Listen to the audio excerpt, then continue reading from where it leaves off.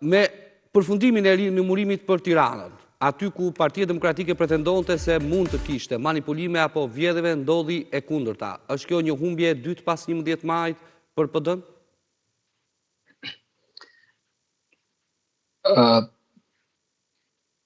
Do t'ishte dinjitoze dhe mendoj që ajo çka mund të fitonte paksa Berisha në këto zgjedhje do ishte që për herë të parë në karrierën e tij politike të vendoste një standard për të pranuar humbjen, për të pranuar problematikat që ka vetë partia, për të pranuar pamundësinë për të fituar zgjedhjet, për të pranuar gabimet, dhe unë mendoj që nëse do të sillej në mënyrë modeste, jam i sigurt që do dilte më i fituar sesa me reagimin e ashpër, arrogant,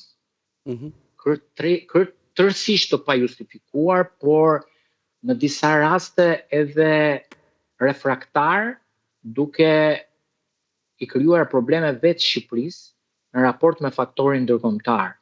Mos harrojmë që është e paprecedent në historinë e planetit, në historinë politike të planetit ku ne jetojmë, që një ish kryeministër, një ish president, numri 2 i një vendi politik, të shkojë në çdo derë të kancelarisë ndërkombëtare dhe të thotë vendi im është si Kolumbia.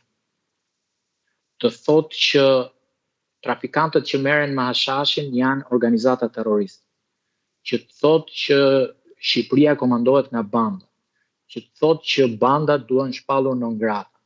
Që të thotë që hallëxhit që mbjellin hashash janë organizata si Hamasi, Hezbollah apo Houthot e Yemenit. Kjo është e paprecedent për faktin sepse i krijon probleme të rënda dhe serioze Shqipërisë, por bëhemi edhe qesharak në sytë e Perëndimit. Në një moment kur 12 shtetet Bashkimit Evropian po legalizojnë hashashin, po e normalizojnë, po e fusin në treg, si një produkt si për të shitur si cigaria, ky thotë që trafikantët, ata kultivuesit e hashashit janë organizata terroriste dhe duke kaluar çdo kufi të denigrimit të popullit dhe vendit të tij.